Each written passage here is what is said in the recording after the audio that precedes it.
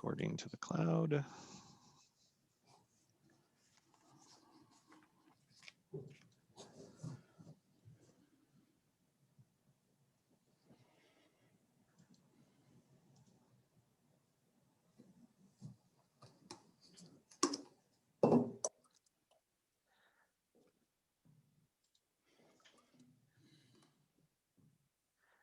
And we're live.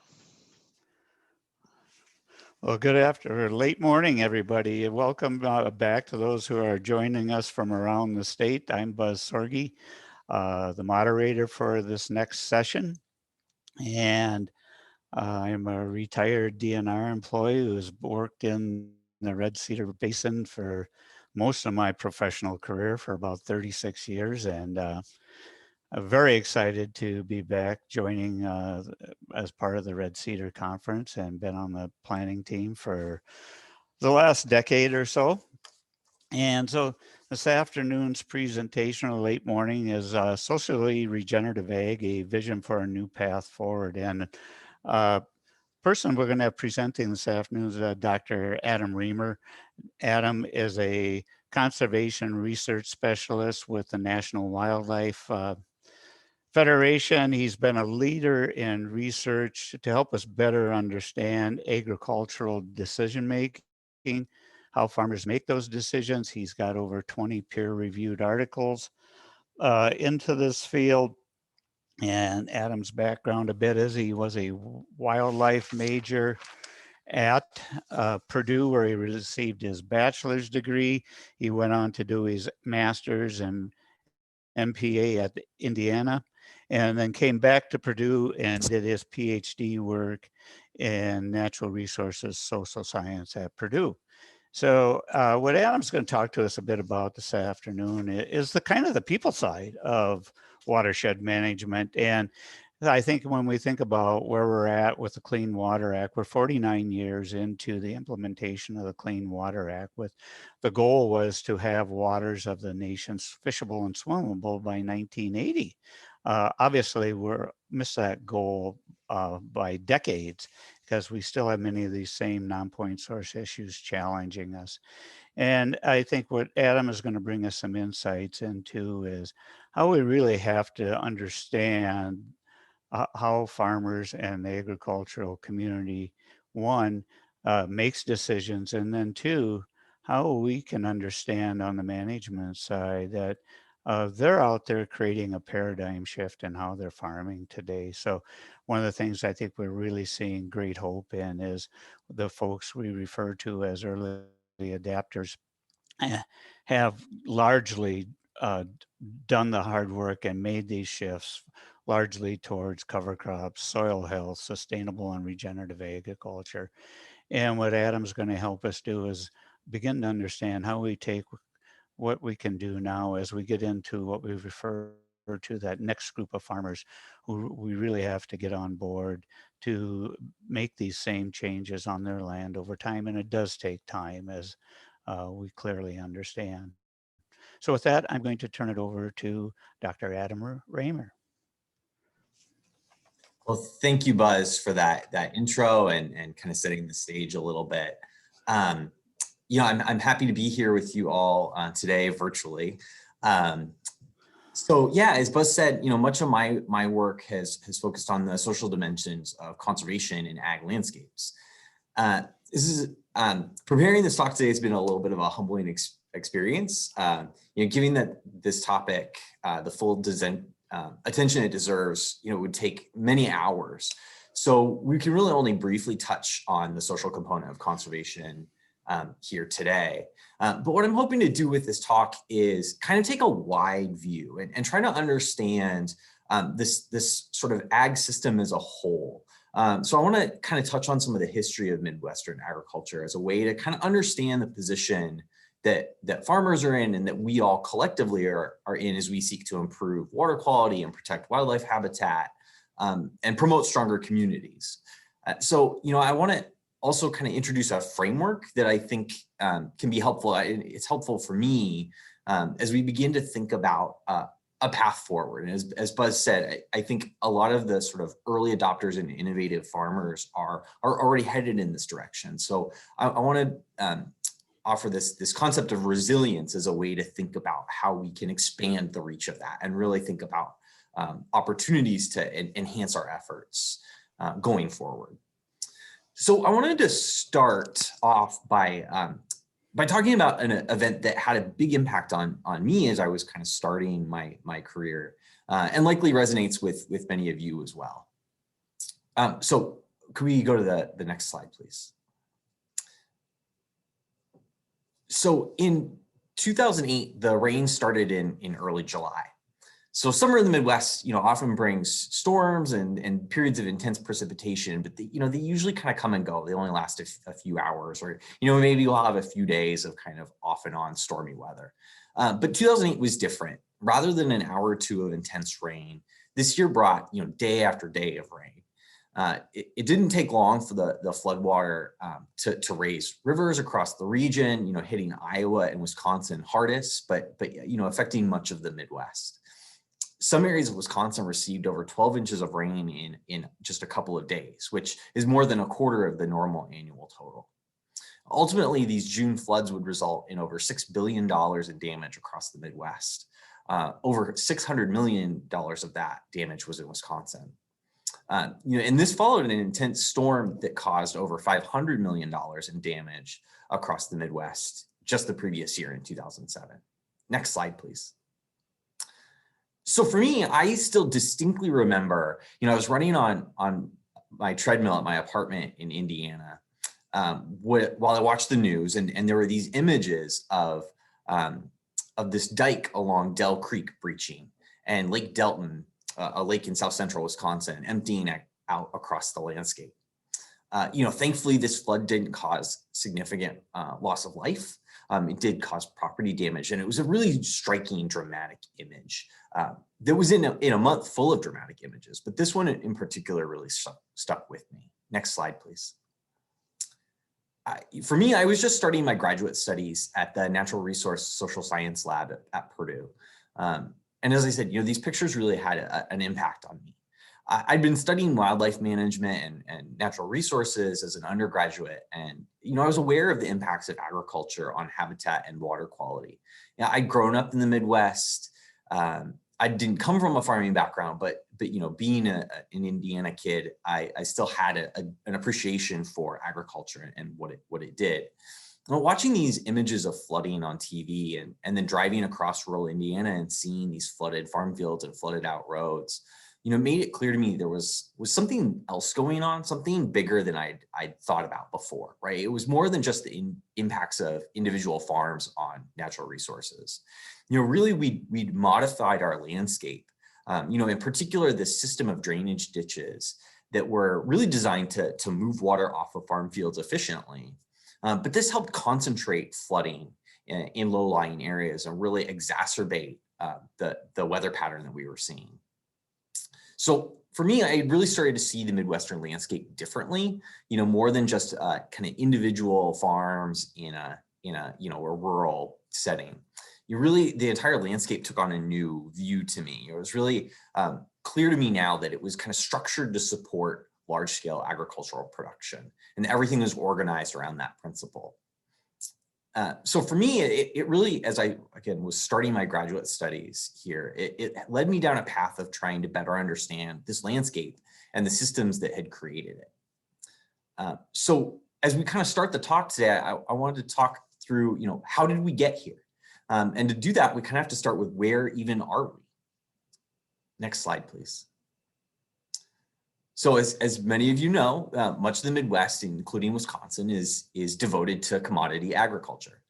We have highly mechanized, efficient production systems that rely on single crops grown in short rotations. Corn and soybeans are king, though wheat does persist in some pockets. There are also some kind of quirky aspects of Midwestern agriculture, these pockets of diversity.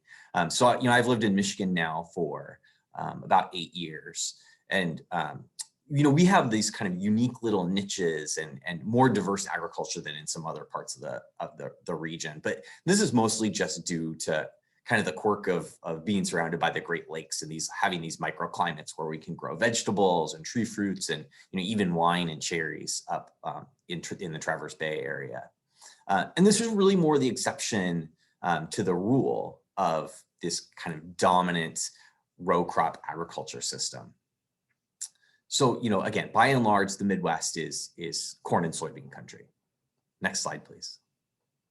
So these crops that dominate the landscape are used for many purposes. They're turned into ethanol, used to create animal feed. They're transported overseas and processed into a wide range of foods. While these processed foods can certainly be delicious, I myself have a soft spot for Doritos. They also contribute to an increasingly severe public health crisis. Commodity production leads to an abundance of calories, but a relative lack of other nutrients, which contributes to obesity and diabetes and other metabolic disorders. This impact on public health is not the focus of my talk today, but it is something to recognize, and it's a kind of another in a long list of consequences of this commodity system. Next slide, please. The commodity agriculture model has not only impacted row crop agriculture, but it's also dominated the dairy and livestock sectors as well. And animal agriculture increasingly relies on these commodity field crops to provide animal feed. So most farms in the Midwest used to raise small quantities of livestock and often had a diverse array of livestock as part of their farm. Most of that has moved off farm now, and there's increasing specialization and separation of the crop and livestock production systems. But they are connected in that the commodity grains are used to support confined animal agriculture. So this really creates this weird dual challenge of having a lack of nutrients produced on farm that helps support crop production. And then on the other hand, we have too much waste to manage on the livestock end. Next slide, please. So when we look at these crops and where they're going, over a third of the US corn and soybean crops are processed into animal feed, which has largely replaced these pasture-based feeding systems and allowed for more confinement and concentration. We've seen decreases in pasture acreage and forage production across the Midwest in recent decades, which used to be an important form of landscape diversity and biodiversity. And these land types, really help to incorporate more perennial plants and more kind of just not only diversity of biological species, but also, another form of farm income. Next slide, please. So these commodity production systems are premised on the idea of increasing productivity through efficiency. So several major advancements in the 20th century, allowed this system to develop. And I'll spend a little bit of time going over some of these.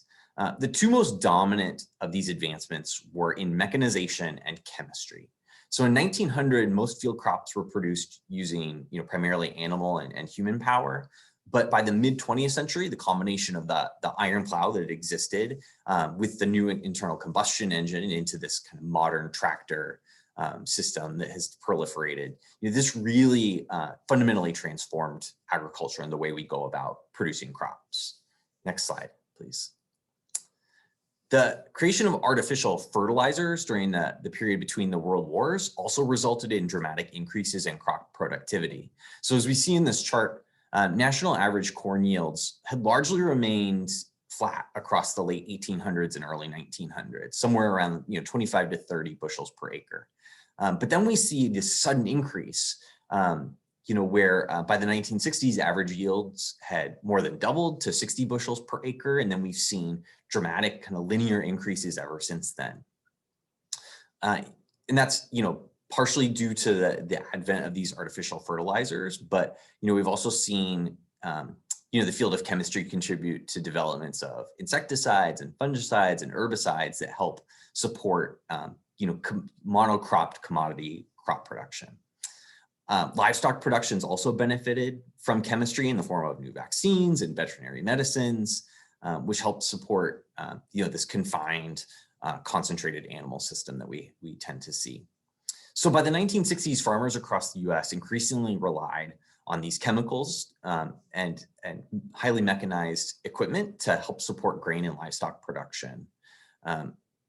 And so that, along with the necessary kind of fuel, the fossil fuels that help drive the mechanization, has kind of driven this trend towards a largely input-driven or input-supported commodity model.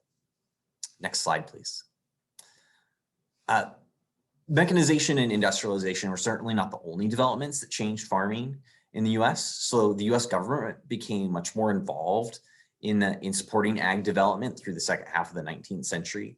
The USDA was established in 1862 with the goal of supporting modernization and development of the industry. There was a heavy focus during this period on improving production methods through research and then outreach. The Morrill Acts of 1862 and 1890 helped establish the land-grant university system, which helped conduct research on agriculture and other industries and helped really kind of push the industry further. These efforts were supported as well, by the creation of the Ag Experiment Stations in 1887 and the Cooperative Extension Service in 1914. In addition to these government programs, there were also significant grassroots efforts to promote new farming practices, including improved crop and livestock breeds and improved management through trade journals and county and state fairs, as well as farm-centered organizations or farmer-run organizations. So the Grange was the first one of these kind of big organizations established in 1867, but a number were created after that. So these collective efforts, served to kind of professionalize an industry that up to that point had largely been characterized by these sort of agrarian principles that focused mostly on farmers as kind of independent citizens, kind of self-sustained, not just subsistence farmers, but a very kind of older view of farmers as like the yeoman farmer. Next slide, please. So this development process wasn't always problem-free, right? So the early 20th century saw this growing ag industry face several challenges, which kind of culminated in the dual crises of the agricultural depression of the 1920s and the Dust Bowl in the 1930s.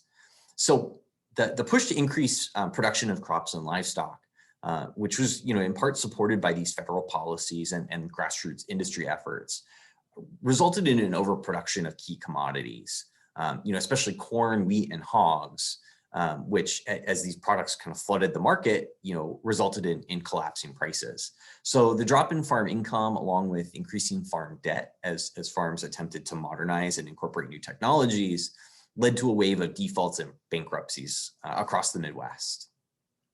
The federal response over the decades following that resulted in numerous programs to help manage production levels, support prices, protect the industry from international competition, and also increase foreign exports. And that federal support system, that federal policy system, has really been with us and expanded ever since that time.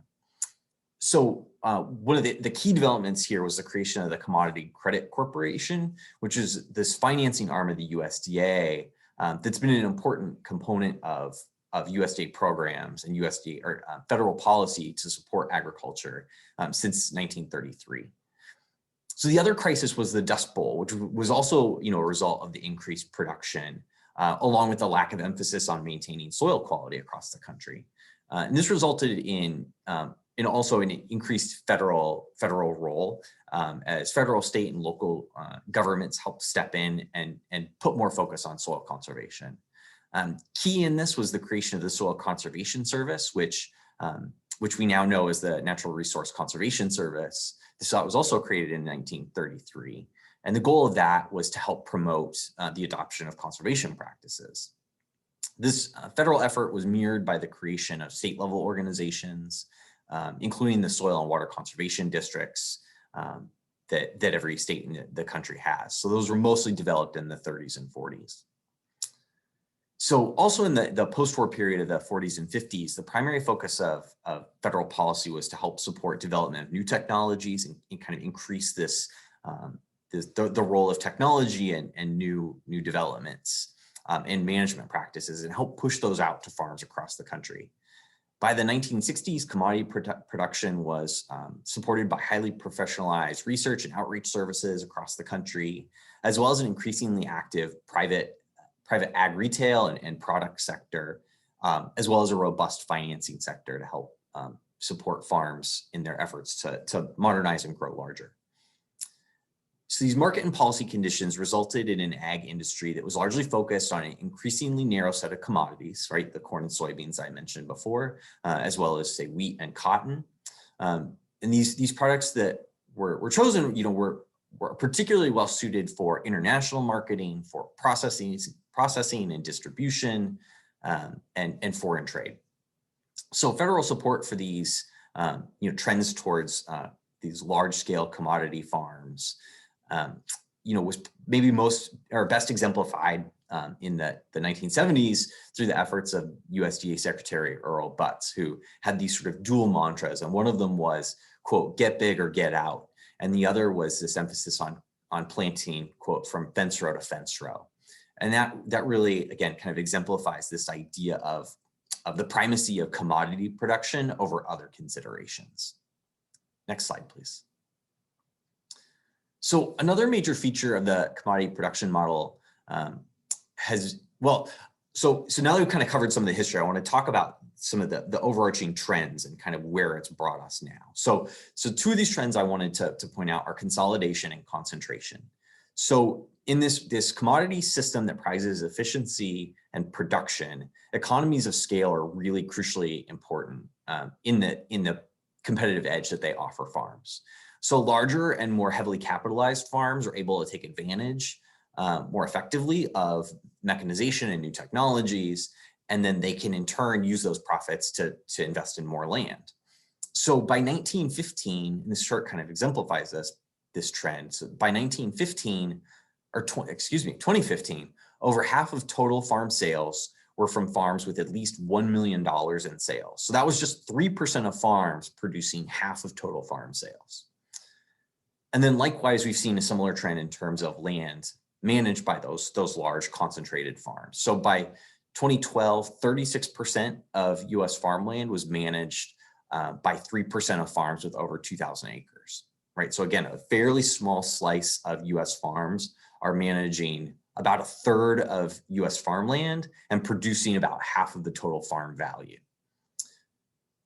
And the thing I do want to also note here is that these large professionalized farm operations are still family farms, right? Over 90% of US farmland is operated by what are classified as family farms.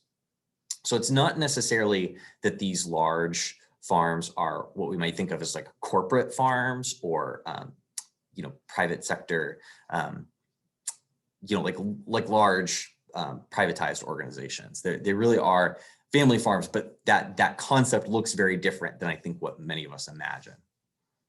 Next slide, please. We've also seen farm ownership undergo kind of similar trends in recent decades. So nationally, about over half of cropland is rented, with larger farms managing an increasing share of that farmland. The majority of this rented land is owned by non-farmers who tend to play a fairly small role in determining the production practices on their farmland. It's interesting too when you look at who these non-farm owners are, because sometimes we might have a view that these are distant or highly removed owners, but institutions and foreign investors have certainly increased in recent years, but they still are a fairly small slice of non-operating landowners. Non-operating landowners tend to be people that have some connection to farming on that land, either surviving spouses of farmers who used to operate that land, or at least people that have a family history with that land. So they don't necessarily play a large role in determining production practices, but they do still have that sort of social and historical connection to their land. Next slide, please. So consolidation and concentration in farmland has been sort of mirrored by or within other sectors of the ag economy. So the industrialization and professionalization in ag that began in the 19th and early 20th centuries, saw an explosion of businesses created to support agriculture. And these included implement and equipment manufacturers, seed companies, fertilizer firms, retailers, transporters, aggregators. this whole huge supply chain. And these companies were really designed to help, again, develop technology and push it out to farms in service of commodity production. As this system has developed and matured over time, some companies thrived and several got very big and very global. So by 2015, in what had been a highly competitive, really diverse sector, we sort of gotten to the point where we were down to about 6 major companies that dominated seed and farm chemical markets in the US. And then in a fairly short period over a couple of years, there was a lot of consolidation. So Dow and DuPont merged and created this new company, Corteva. The German company Bayer bought Monsanto, and then ChemChina bought the Swiss firm Syngenta. So whereas in 2015 we had 6 companies, now we're down to just 4 that are marketing, something like 75% of seed varieties and then herbicides and pesticides that are used on most farms. Next slide, please. Okay, so now that we've covered some of that history of how the system developed, I do want to talk a little bit about the consequences of this system, both good and bad. So the emphasis on efficiency and production has been an unmitigated success in several ways, and not least of which is producing the calories necessary to feed a global population that exploded in the 20th century. So as we see from this chart, commodity grain production has actually kept up with or outpaced population growth, which has been really important. And food production in general will continue to need to increase in coming years as we look to add, something like 2 or 3 billion more people to the planet. And then importantly, along with just population growth, is that as global standards of living increase, which is also a positive outcome, we see consumption patterns change. So people eat more meat and more processed food as their incomes increase. So, while we know that this trend in food production will need to be balanced with concerns over health and safety and environmental concerns, it's also true that global demand for food will only increase in the future, and we need to be cognizant of that. Next slide, please. Along with that, the increases in crop yield have not only helped us produce more food, but it's actually helped spare land as well. So the blue section of this chart shows the amount of land that would be needed to produce the necessary calories to keep up with population growth if crop yields per acre didn't increase. And the gray portion shows what we actually were able to produce. So because we were able to produce more on the same amount of land, that prevented people from needing to remove land from other land uses like forests or wetlands or grasslands, and put that into agriculture. So this is an important consideration as well. So I wanted to spend some time, so I've spent about 25 minutes now kind of describing the trends and the history, because I think it's really important to understand these kind of larger market and policy systems in which farmers operate. So for those of us who are seeking to improve environmental conditions on our landscape, I think it's really important that we understand how we got here in the first place, and understanding that farmers are making decisions in response to these big forces, and that those kind of resulting negative impacts on natural resources aren't really the active conscious decisions by farmers. They're really side effects as a result of kind of the incentives that they're facing from market and policy forces. Next slide, please. So for those of us kind of engaged in protecting water and promoting wildlife habitat, we often focus on the direct impacts of these production systems. Fertilizer use contributes to eutrophication of waterways, expanded production reduces wildlife habitat, pesticide drift damages pollinator populations. About half of the nutrient pollution in the Mississippi River now is the result of ag production, especially the use of synthetic fertilizers and then manure from livestock. Algae blooms, periodically shut down urban water systems throughout the Midwest, and the annual cost of treating drinking water to help remove these nutrients is in the billions nationally every year. So while it's important to understand and communicate these implications to farmers and other stakeholders we work with, I think it's also important to recognize how this kind of dominant production paradigm affects affects mindsets, both the mindsets of farmers, but then those of us kind of engaging with farmers as well. So this focus on production elevates, production and efficiency kind of elevates crop and milk and meat yield above all other considerations. This trend towards bigness results in views of the landscape as a zone of commodity production first and foremost, rather than what it used to be seen as, which was this sort of area of co-production in which we're producing crops and livestock, but that's also balanced with spaces for wildlife and for cultural and social activities. Going back to the early example, these clean flowing waterways in the Midwest are reimagined as a vast drainage network to help support crop production. So it really affects our mental picture and transforms this landscape in ways that I think are really critical to understand and often underappreciated. Next slide, please. One of the other critical ways we often fail to recognize this mindset shift is the way we de-emphasize the importance of community.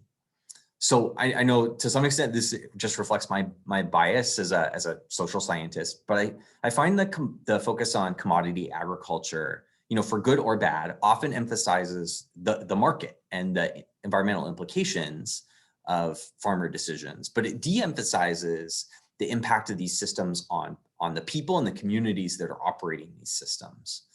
So we often reduced our view of farmers as managers of individual independent firms kind of competing in a market system. I think this view deactivates other important farmer identities. So farmers see themselves, as members of a larger community, as protectors of land, as providers of food and fuel and fiber that are really important for society, and as stewards, not just of natural resources, but of legacies that extend back generations. I know many of you who work with farmers know that when you talk with farmers, these are important identities and they're deeply valued.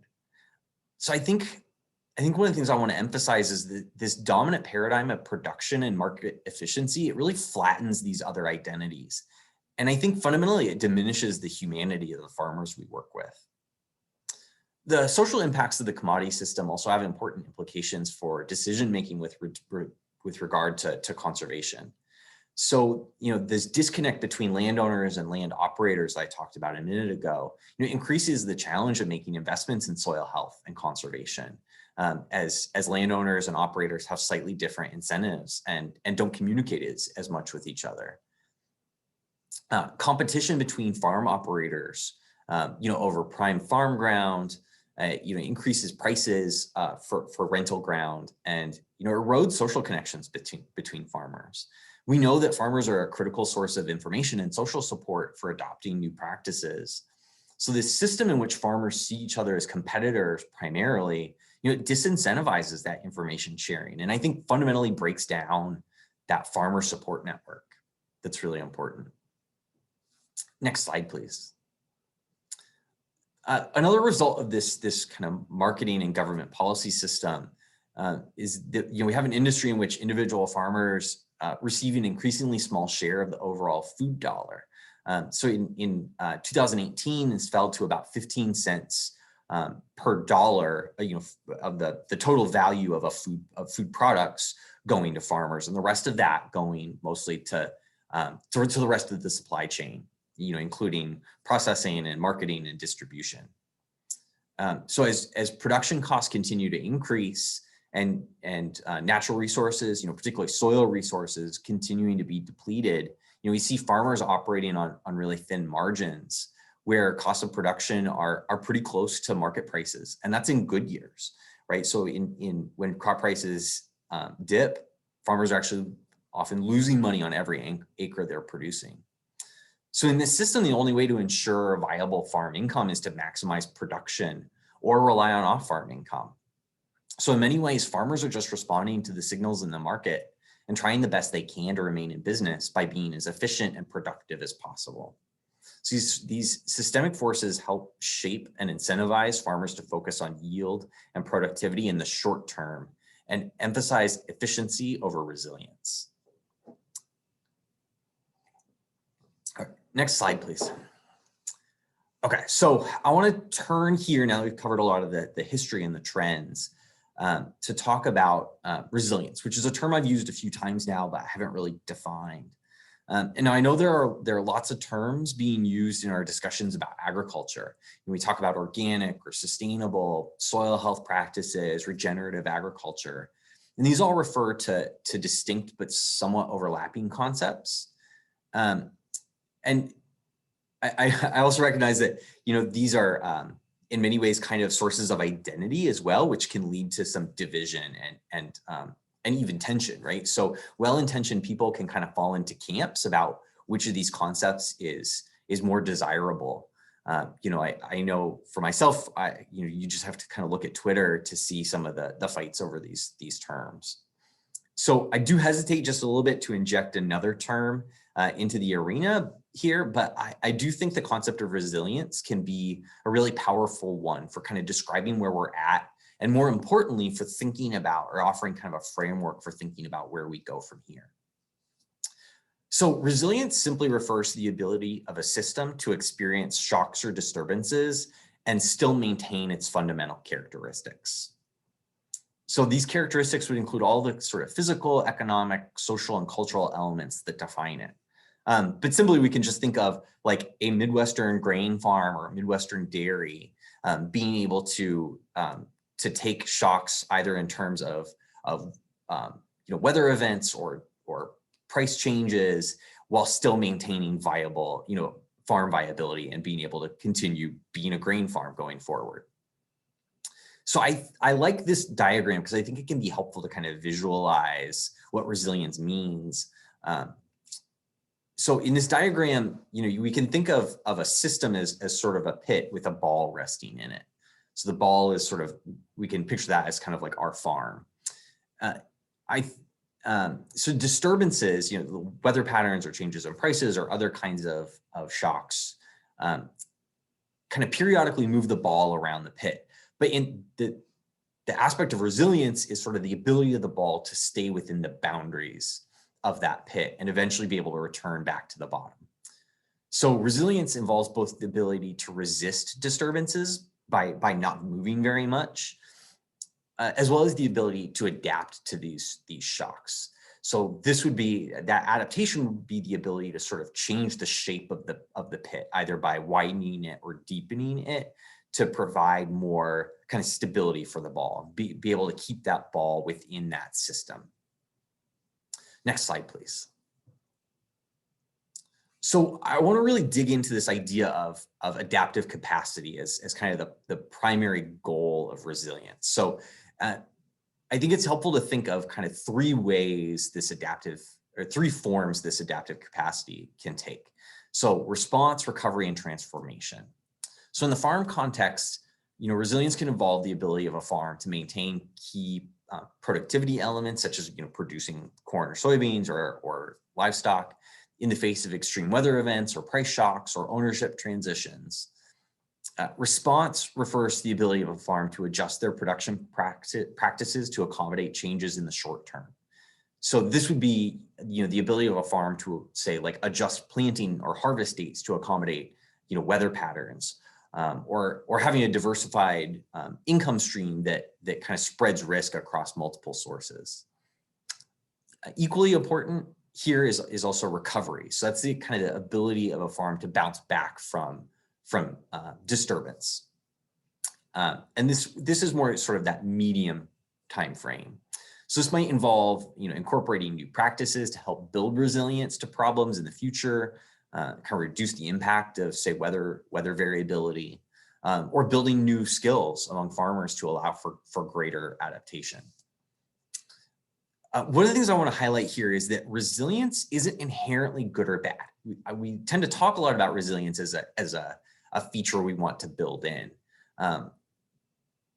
So it's sort of a desirable goal, but it's important to note that a resilient system with negative elements actually kind of keeps us trapped in a current system. So we can think of the commodity system here as being somewhat resilient. I'll touch on this more in a moment. So the final aspect of resilience, so thinking of it as not necessarily good or bad, just a way that sort of keeps a system functioning. The final aspect of resilience is this idea of transformation, which is actually the ability to sort of change the system fundamentally, right? So in our metaphor, it's sort of being able to move the ball out of its current pit into another pit that we might think is more desirable. So this would be kind of fundamentally changing some of the key aspects of the system to move it to a better place. So again, in the farming context, that might be moving out of the commodity production system to a more diversified farming operation. And I think one of the things this really requires, this idea of transformation, is not just rethinking kind of individual practices, but really rethinking our entire approach to farming, and not just in a technical way, but really in our kind of social and economic thinking as well. Next slide, please. So to build adaptive capacity, we can think of different areas or different assets that a farm has. So we can think of these sort of 5 different categories of kind of farm capital. So physical would be, physical capital kind of refers to like the equipment or physical infrastructure that a farm has. Financial capacity or financial assets include, savings and farm income, the financial resources we have at our disposal. Natural assets would be, our biological or soil resources. And then I think the social and human capital areas are ones we don't think about as often. So social capital is kind of that level of community support or public assistance. And this might involve, both like government policies and government programs, as well as kind of civil society supports. And then finally, human capital is really kind of those skills and abilities and experiences that individual farmers or people, other stakeholders in the ag system have. So in the input-driven commodity ag model, farms tend to rely on their physical and financial assets to maintain farm resilience. And these often come at the expense of investing in social and natural assets. These commodity farms often seek to reduce their exposure to shocks or disturbances by investing in physical equipment or physical infrastructure. So think bigger tractors and combines to cover more acres, or more drainage or better irrigation systems to cope with changing weather patterns.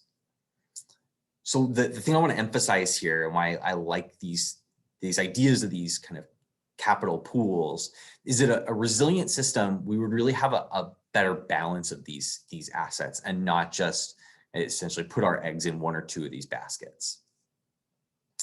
So production systems that align more closely with ecological principles, I think, have the potential to help build not only those physical assets, but also natural assets while keeping resources within the farm operation.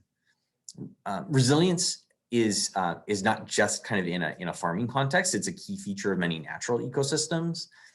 And what we see in nature is that resilience is often characterized, especially by diversity, which I think is something that's currently really lacking in our commodity ag system.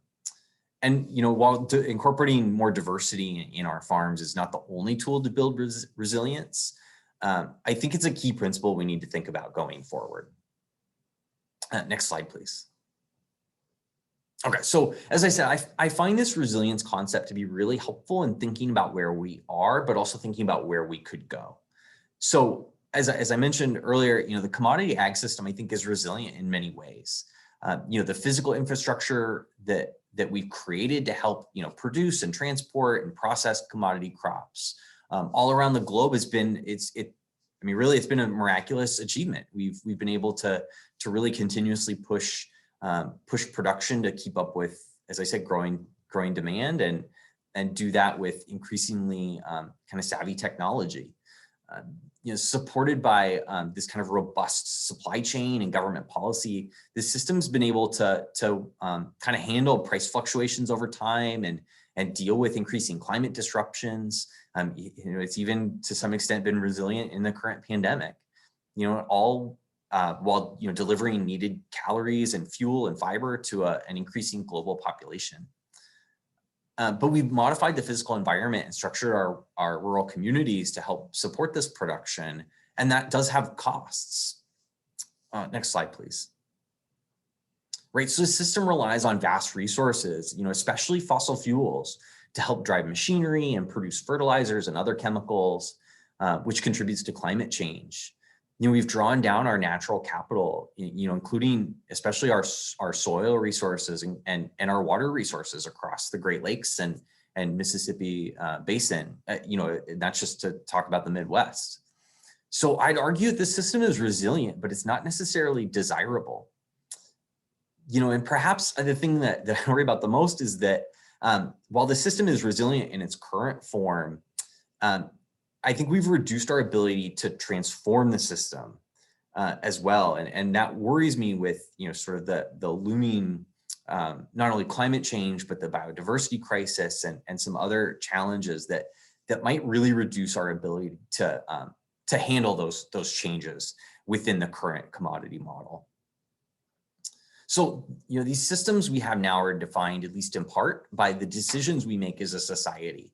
And I know, that when we talk about, market forces and policies and kind of global systems, it can kind of make us feel small. And I know sometimes I struggle with feeling like our efforts can be insignificant. But one of the things I like about this framework and this way of thinking about things is that it does give us power and agency to contribute to change, which I find inspiring and hopeful.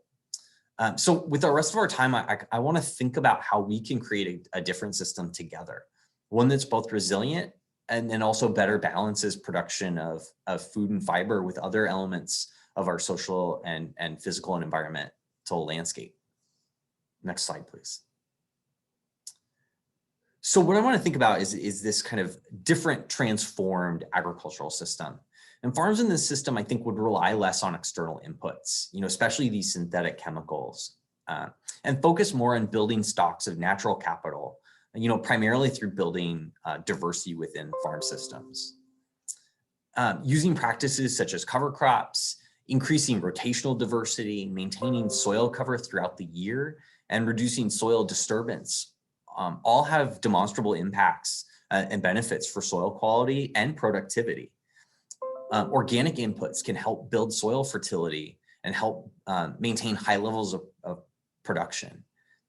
Integrating livestock back into crop production systems can go a long way towards building these more robust and closed farm systems, right? As livestock can feed on forage and pasture produced on farms and produce valuable nutrients that can help maintain that productivity. Farms that seek to work more with nature than against it will also need, financial and physical resources as well. But those resources might look a little bit different than they do now, right? They might be more focused on incorporating technologies that help support increases in natural and social and human capital, rather than just substituting for those. And there have been, efforts to promote these types of practices, including investment in cost share and technical assistance to farmers. As I mentioned earlier, with the federal government system, dates back 80 years, right, in trying to invest in soil and natural resource conservation. And those are important efforts, and they're well-intentioned, certainly. But I think we can see by the continued low adoption rates of key practices, as well as the ongoing environmental impacts of the commodity production model, that these tools alone are not sufficient to meet these challenges. So, this current system of cost share kind of largely buys into this dominant paradigm of farms as businesses first and foremost. So using our resilience approach, we look at these current efforts largely relying on building farmer financial assets and then maybe physical assets through equipment and facilities supported by government funding. There's also a heavy emphasis on technical assistance, which is contributing to kind of development of human capital. But the focus here, again, is narrow. It's mostly targeted on individual practices rather than shifting production systems as a whole. So we can think of this current conservation program approach as a form of response, but not really like a deep adaptation, and certainly not kind of the transformation that we need. And I think one of the things that we also need to do is attend to developing those natural and social assets within farming operations and farming communities, and not just sort of a practice-focused approach. Or You know, 12:20, Adam. Okay, yeah, I'll take about 5 more minutes here. You know, others have recognized the need for this as well. There's been more attention paid in recent years to the need for farmer-centered networks to help promote innovation and expand adoption of conservation systems. Wisconsin's been a center of many of these efforts, including, you know, the proliferation of farmer-led watershed councils across the state. These farmer networks are an important start, but they also need social and financial support from other stakeholders. Next slide, please. I won't talk about our efforts extensively at National Wildlife Federation, but I do kind of want to touch on our programs as this kind of form of support. So I think it's important that kind of national organizations such as NWF or others who are interested in kind of pushing either habitat conservation or conservation in general need to be more attentive to help support these kind of peer-to-peer and locally led efforts. Our programs, including our Cover Crop Champions program, help try to invest and support these farmer-led efforts. You know, we provide training and support for farmer-led groups that are trying to reach, as Buzz mentioned in the intro, kind of those middle adopters and expand the reach of conservation. So I think, you know, we need to continue to invest in these efforts at the local level if we want to see kind of landscape level change. In the conservation space, so the common approach is kind of to approach things through this production-oriented lens. So as important as thinking about the technical and financial aspects of practices is, I also want to make sure we think about those other assets, those social and financial capital that's really important for supporting farms. Soil health and regenerative practices require high levels of management by farmers and new sets of skills and the need to innovate and experiment with what approaches work best on their farms. You know, farmers have really proven themselves more than capable of innovating and adapting within the current system. And I think if provided the right social support, you know, I have no doubt that these farmers can develop highly productive systems that also build natural capital in our landscapes. And to do that, we also need that investment in that social and human capital. We know from decades of research on farmer decision-making that most farmers don't make decisions solely based on economics. Yeah, farms are businesses and need to maintain profitability. So, you know, in some sense, the economics of the farm operation are paramount. But sometimes this basic truth is emphasized to the point where we only view farms as businesses. And as I mentioned earlier, you know, farms also represent important cultural and place legacies for farmers and families and whole communities. A resilient farming system will not only regenerate the land and natural resources, but also allow farmers to live out their values, which includes stewardship, contributing to our food needs, and being examples of hard work and clean living and leaders within their communities. So we need a system that invests in the people as much as it invests in the land. And just as a more diverse rotation yields resilience for farms, you know, diverse farming population also contributes to resilience. So allowing more opportunities for new and beginning farmers, for farmers of color, for women, for others who might not fit our traditional picture of a Wisconsin or Midwestern farmer, I think are really essential for building stronger communities because they contribute new ideas and new mindsets and ways of looking at things and allows us to build a more equitable ag system. Next slide. So it's not enough to identify the problems in the current system, though they are multifaceted and I think can be really daunting. Addressing these challenges will require us to work together to envision and support a more resilient farming landscape. Farmers are a crucial part of this, but so are the communities they're part of. You know, farm advisors, researchers, resource specialists, consumers, we're all part of the system and are necessary for building the social capital that's such a crucial aspect of resilience.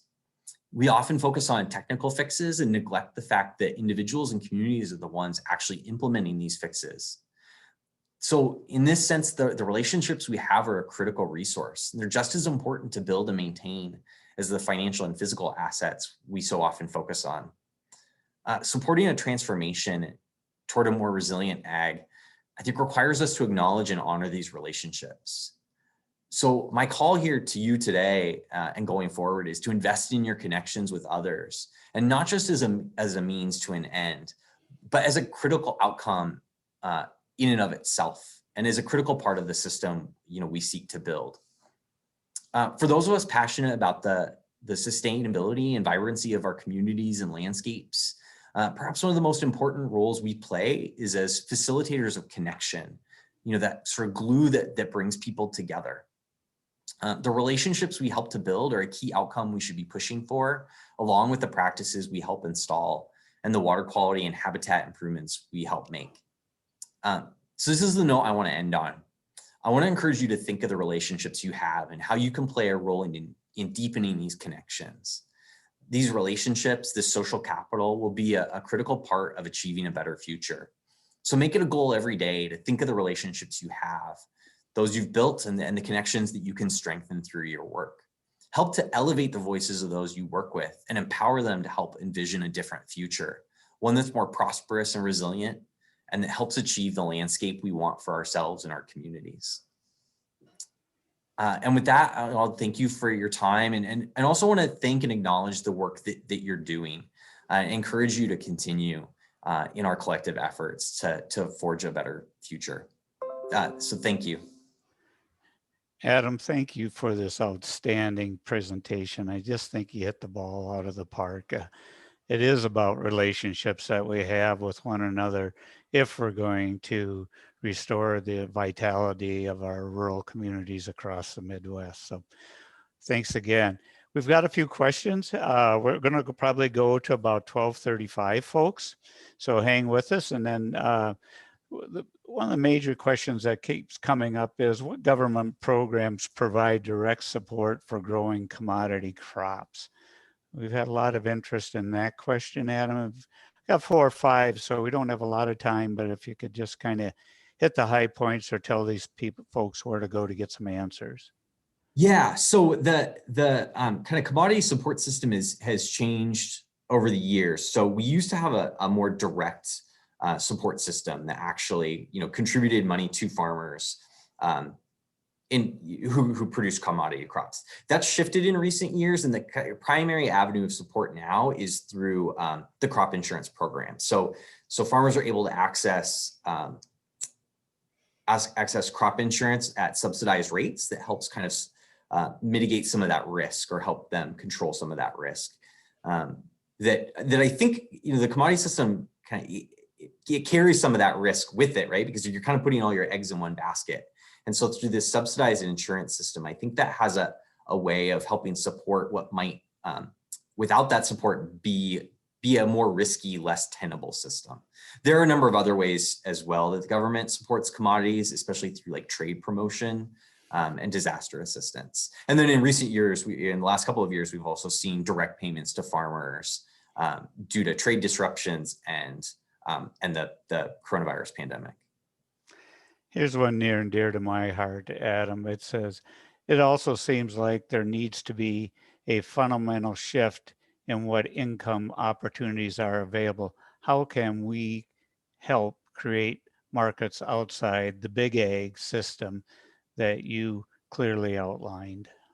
Yeah, this is a great question. It's really important. And one of the things that I see a lot of hope for is building kind of a middle path. So right now we have this increasingly kind of bifurcated system. We have this commodity system that's focused on a handful of commodity crops. And then there's this sort of like more niche specialty market, sort of the direct consumer, farmers market, small, highly diversified farms. And there aren't a lot of opportunities kind of in the middle, right? People want to be able to produce field crops and sell into like wholesale markets, but not contribute, just into that big commodity system. So there have been efforts at kind of developing new marketing outlets, whether that's through food hubs or other kind of direct, consumer markets that don't involve every farmer being kind of at the Saturday farmers market. but it takes a investment to build those systems, because it doesn't just require sort of a product. You have to have that whole supply chain in the middle to help support processing and handling and aggregating and things like that. But there's been increasing attention in recent years to build up what we kind of think of as ag of the middle and support, full-time farmers that aren't producing on, thousands of acres. Thanks. And folks, you can join us at 1. We've got a specific breakout to address that question. This one's question is, it also seems like there needs to be, it also seems there needs to be a fundamental shift in what income opportunities. Okay, I got that. Thanks. This one question is, what are your thoughts about rewarding producers who can increase soil organic matter or somehow apply a real cost to those operations that create the environmental problems? How do we, there's the dichotomy, right? Yeah, this is a huge question, and it's a really important question. There's of course been a lot of attention here just in the last few years about the idea of paying farmers or providing some sort of financial incentive to farmers to invest in soil carbon and carbon sequestration. I think one of the challenges here is providing a system that provides a signal and helps essentially reward farmers for using practices that build soil carbon, but doing that in a way that also doesn't kind of penalize or leave out farmers who've already made those investments, right? So we want to be able to provide benefit to, say, those early adopters who've been doing cover crops for years and have built up soil carbon stocks. So designing that system can be tricky. One of the things I see hope for is a way to provide some transparency in the market so consumers can help drive that market, whether it's through sort of a regenerative label or a carbon farming label, something that might allow consumers to buy products that fit more with their values and provide that price signal to farmers that there's a value in using these soil health practices. And kind of a follow-up to that, what are those companies' incentives to push conservation? And then we're hearing more about that in some of the food producing companies where they're trying to move forward and incentivize soil health. Yeah, so I think a lot of companies in the food supply chain are seeing changes in consumer demand and are trying to get out ahead or at least respond to those trends by incorporating more sustainability metrics and being able to demonstrate to consumers that they're making investments. I think a lot of companies are struggling with how to exactly do that because again, these are relatively top-down approaches. And one of the things I've heard as I've interacted with folks in the space is that they are recognizing the need to build relationships as well, right? That you can't just build a sustainability metric system and try to funnel money into that. You actually have to work with individual farmers and with farmer-led organizations in order to get buy-in and uptake into those systems. So again, kind of emphasizing the need to invest in relationships and social connection. Yeah, and there's kind of an interesting one. You alluded to it in your talk also. Do we not have a huge surplus in grains that are being converted into liquid fuels? I mean, we got a lot of corn that's not going into food production. Yeah, and I will acknowledge this can be a touchy issue with many farmers because particularly in the corn market, ethanol is a huge outlet and has helped support prices. That's another kind of form of indirect government support for corn commodity prices. So I think again, this idea of transforming the system would allow us to move beyond a system where we have to be propping up corn prices through producing corn ethanol and providing viable farm income through other routes. Because I think we've seen that corn ethanol is not necessarily the most sustainable approach. And there's a need for biofuels production, but that could be done using different mixtures of crops, including perennial crops that have less negative impact on the environment. Yeah. Let's have one final question, then we'll wrap it up here. We're at 12:35. Are there other countries that model the resilience ag that you talk about that enable the small family farms to flourish? And they use Canada's dairy system as an example. Yeah, so I'm not as familiar with Canada's dairy system. The country that I think is really interesting that comes to mind here is New Zealand, which in the mid 80s actually eliminated all of their national supports for agriculture.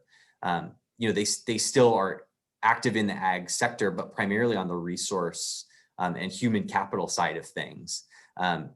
And that's built a system that's much more diversified, that's been highly productive and highly competitive in international markets and still produces at a high level. But that is, again, it's more diversified and has less environmental impact. So that's a really interesting case study. Obviously, it has some differences from the United States, but I think there's some lessons to be learned there. Thanks, Adam. I think we better wrap it up. I guess I would love to have everybody stand up and give you a big round of applause for your effort. This was an incredibly informative talk that I think we all needed to really think about. How did we get to where we're at today in agriculture? So with that, folks, we're going to leave you, and please join us back a little before 1 for our afternoon sessions. Thanks again. I actually think our afternoon sessions start at 1:15. Okay. So you have just a little bit longer to eat lunch. Thank you, Mike, for I don't have my schedule up in front of me. So that's all right. Again, thanks much. Thanks, everybody. Great talk.